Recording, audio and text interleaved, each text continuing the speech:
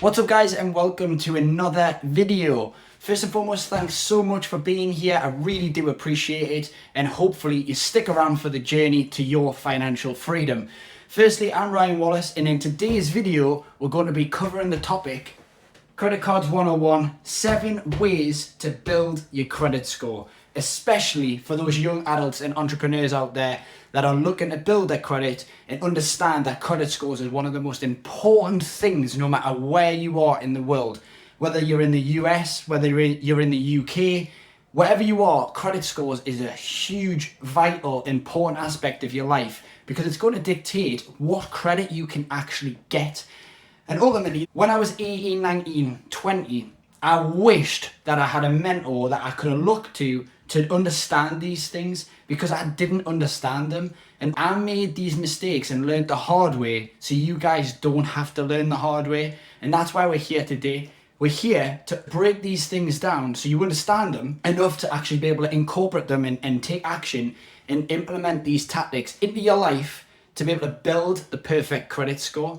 I myself, I've got a credit score which is excellent. It used to be in the 400s, the 500s. It used to be so bad. And the reason for that is because I didn't understand what they were for, first and foremost. I didn't realize that I was actually going to use them in the future. And pretty much everything that you need in life, if you're going to get a house, you need a credit score. If you're going to get a car, you need a credit score. If you're going to get a loan, you need a credit score. And ultimately, it all comes down to actually being able to use your credit score to leverage it to actually get the money that you need as in later on in life. You need to learn how to use them first and foremost. So we'll get straight into it, guys. Like I said, this is the whiteboard today. This is how we're going to be doing the damage. We're going to be breaking down 7 ways to build your credit score. And again, these are so important. So make sure you write them down. Either screenshot it on your phone, write them down onto your notes or on a note, and seriously start and take action, because if you master these 7 things, your credit score will only grow and grow. If it is poor at the moment, because I know there will be some people that are actually out there that are thinking, Ryan, listen, like my credit score's already damaged. Listen, I understand that it could already be damaged. I've been there myself. In another video, I will talk about how to repair credit. But in this video alone, we're going to talk about how to build it. So let's say you're starting from scratch. So the first one that we're going to talk about here is a very important one. And that is, might sound simple, but it's effective. And it is pay on time. Put a little exclamation mark there too. So it's pay on time. It might sound so simple, but it's not. People don't pay on time. It's as simple as that. I was one of them. Again, this channel is all the hard things that I've had to do in life to be able to ultimately sit here a decade later and actually be able to help you guys, because ultimately I wish that there was someone that could have helped me back then. And it's my way of kind of giving back, because it was a horrible place. I felt like I was a bit lost, a bit lonely. There was no one I could ask for help for. People that on YouTube, they would just be selling a course or a credit card or something. And this is pretty much my way of giving back, because this is something that people need to master. If you have a credit card and you have a limit of, let's say, £500 because you're a young adult, £300 because you're a young adult. I said it in the last video, and if you haven't watched the last video, go and watch it. I'll put the link either in the bio or it'll pop up here. Again, in the last video, I talked about paying on time and how important it was, because the amount of times I thought it was free money, I literally thought it was free money. I thought, right, no problem, I'll get this credit card, it's free money, spend, and I would forget to pay it back, or I would pay the minimum payment and it would not even take it anywhere near where it needed to be. So pay on time and make sure it's pay the full balance. So if you spend £100 on your credit card, pay the £100 back. Don't spend what you don't have. That's the key there. Don't spend what you don't have and pay it on time. Simple as that. That is number 1, pretty much ticked off. Number 2 is, it kind of links in with this, but it is keep your utilization under 30%. The reason for that is every single time you spend on your credit card, obviously it's going to go up and up and up. And if you keep it under 30%, you'll get a good marker on your credit score on whichever site you use to check your credit score. It'll say that you're not using over 30%. Over 30% shows credit companies and lenders and banks that you're irresponsible with your money, that you're putting too much on your credit card or your credit lines or loans, and you're keeping it above 30%. And that's a really bad marker and indication that you're actually not very good with your money, because you shouldn't be spending what you don't have in the first place. A credit card is a tool. Again, like I said in the last video, it's a tool that you should be mastering that tool. You shouldn't spend what you don't have. You should be using it to leverage yourself to be able to get more and more and more and be trusted by these banks and by these lenders enough to be able to lend you more money. And that's what you want in the future. If you want to be a business owner like myself and you want to be able to buy properties and invest in properties, you're going to need the banks to trust you. The banks are going to want to look at you and go, what has this person done over this length of time? And has he been over 30%? Has he been over 50%? Has he not paid back on time? Has he ever missed a payment? And these are these sort of things that you need to be able to get under control. So keep your utilization under 30%, which is very, very important. The next one, again, links in quite well. It is the length of time with the credit provider. So again, if you've got a good relationship with a credit card company or you've got a good relationship with a bank, that is a very, very good indication that that bank or the credit provider has not, one, kind of closed you down and said this person isn't responsible with their money, so we don't want to lend to this person anymore. You've shown that you've got a good relationship and you've stayed with one provider for a length of time without closing your account, without being silly and making a lot of mistakes. It shows your history. And history on a report is a very, very, very big thing. Because again, why would a mortgage provider lend you money to be able to go and buy a property if you've got histories of closing accounts down because you're not paying back, or you're not showing that you're being responsible, or you've got black markers on your names showing that you've pretty much missed 6 or 7 payments? They want to see that you're a consistent person that is consistently being responsible and consistently making sure that they've got enough money to cover the full balance every single month. It shows that you're going to be a good customer. So length of time is a very, very big one. And that leads us on to number 4. Number 4 is to have a mix of credit. And again, this is not advice. This is just my experience. This is something that, again, I wished I had learned at a young age, is to kind of diversify your credit. Don't just get a credit card and get another one. Mix it up. Get your phone bill. My fiance now, when I first met her, she was 19 and she had no credit score, pretty much 0 credit score.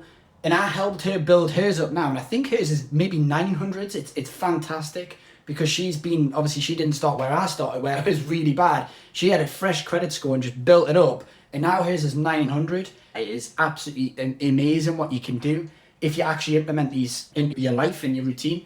So again, she started from pretty much basic, average, and built it up. And one of the biggest things for hers was she thought she'd have to get a credit card. And I said, no, get a phone bill. Get your phone bill. That is pretty much one of the best ways for a young adult to be able to get yourself onto the credit ladder and start building your credit score. Get your phone bill. Say it's £20 a month, £30 a month.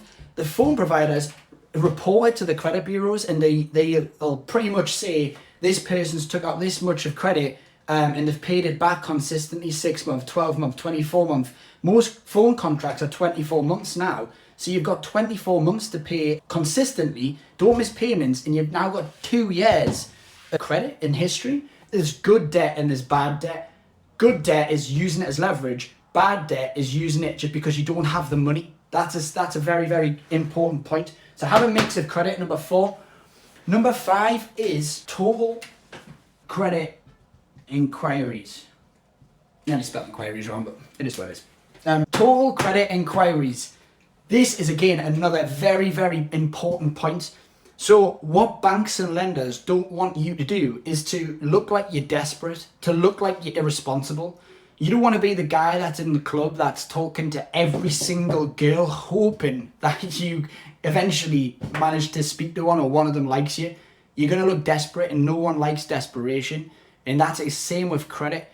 If you're applying for 10 credit cards and 15 credit cards all within, let's say, a month. That might sound like a lot, but people do. It looks like you're desperate. It looks like you're really, really wanting that credit. So the banks are going to be like, this person clearly hasn't got very much money, and they're going to use us to try and spend money that they don't have. So no, I'm not lending it. And what happens is they then report that they've said no to the credit bureaus. And then on your credit score, I use Totally Money. This isn't an ad or anything like that. Totally Money is a really good app.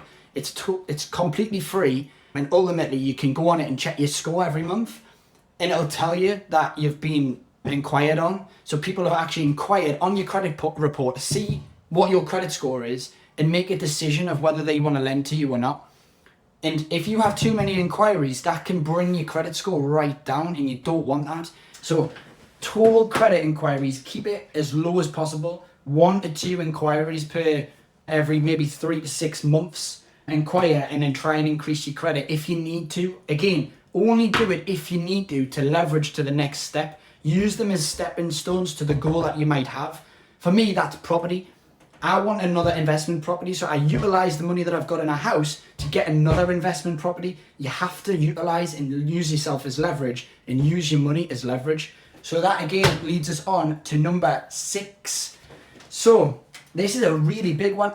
And again, I wished I did know about this, and it's this. So check your score frequently and for errors.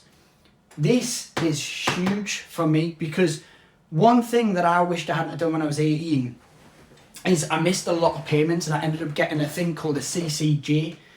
CCJs is the worst thing that you could possibly get on your credit score. It affects up to maybe 250 points. So if you have a 700 score and you get 250 points took off you, and ultimately I managed to get rid of that, and that could be another video. I ended up speaking to the company and got out of that.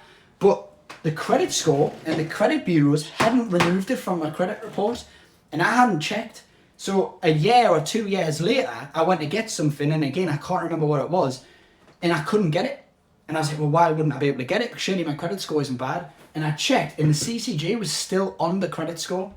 So what I had to do was I had to make an inquiry and submit proof that it was gone, and they removed it for us, which then made me go, oh, so you can actually get things removed? Yes, you can. You can check your score, and if there's something that doesn't add up, or something that doesn't match, or you've managed to pay it off, or got a different balance, or your limit's higher, you can actually submit evidence to the credit bureaus and get things removed. Again, if you, let's say you've missed 10 payments, you can't then message them and say, no, I haven't, I want you to remove it, because they'll just say, no, you have missed it.